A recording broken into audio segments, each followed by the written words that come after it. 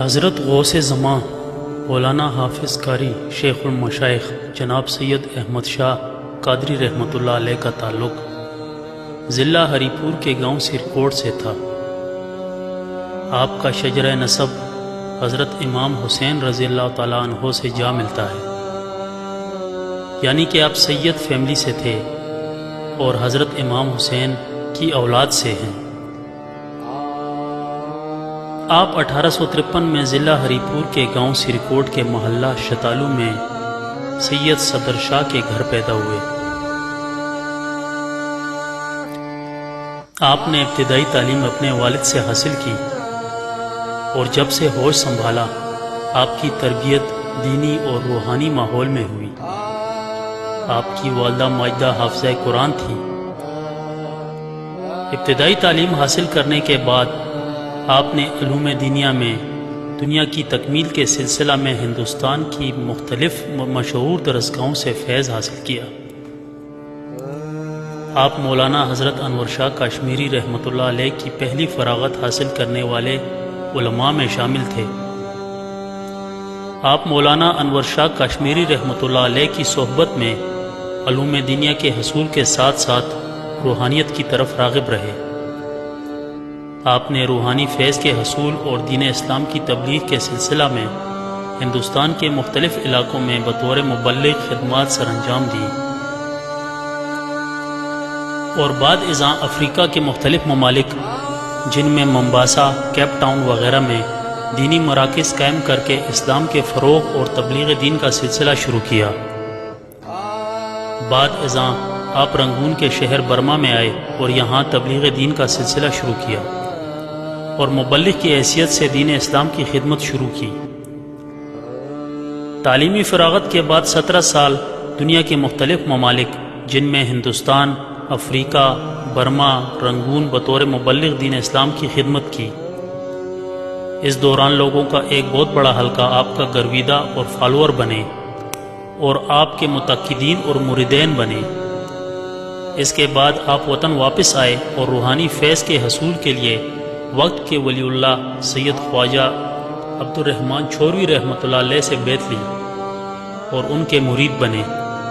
اس دوران میں سید خواجہ عبد الرحمن چھوروی رحمۃ اللہ علیہ کا 30 پارے درود شریف جو کلمی شکل میں موجود تھا، خواجہ سید عبد الرحمن چھوروی رحمۃ اللہ علیہ نے آپ سے اس خواہش کا اظہار کیا کہ 30 پارے درود شریف جو کلمی شکل میں موجود ہے اس کو کتابی شکل میں شائع کرنا چاہیے۔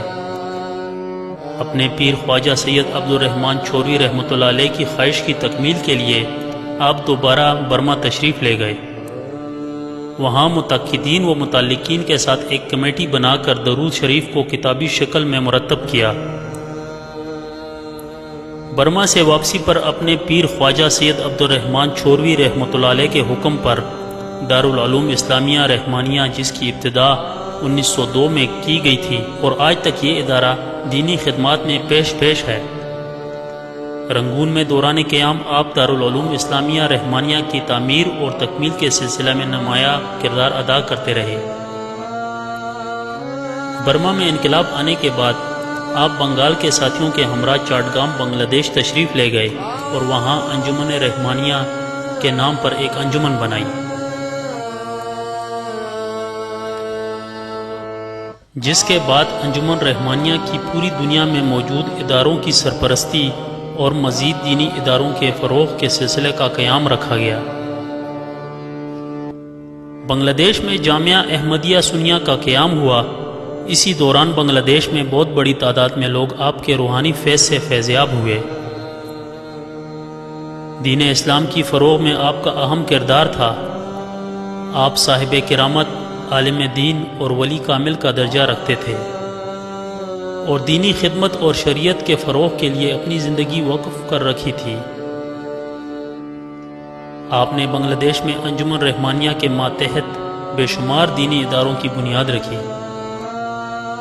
جامعہ احمدیہ سنیہ جس کو دور موجودہ میں یونیورسٹی کا درجہ حاصل ہے، جہاں سے لاکھوں مسلمان دین اسلام اور شریعت کی تعلیم حاصل کر رہے ہیں۔